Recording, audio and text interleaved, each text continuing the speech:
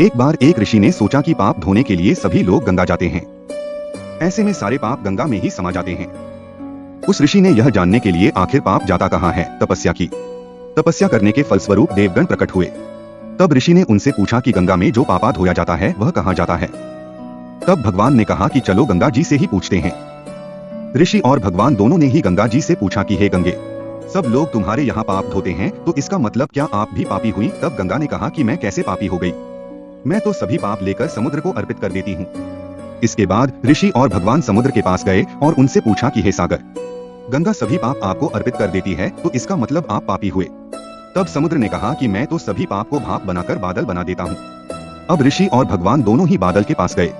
उनसे पूछा कि हे बादल, समुद्र पापों को भाप बनाकर बादल बना देते हैं तो क्या आप पापी हुए? बादलों ने कहा, मैं कैसे पापी हुआ, मैं तो सभी पाप को वापस पानी बना देता हूँ और धरती पर गिरा देता हूँ।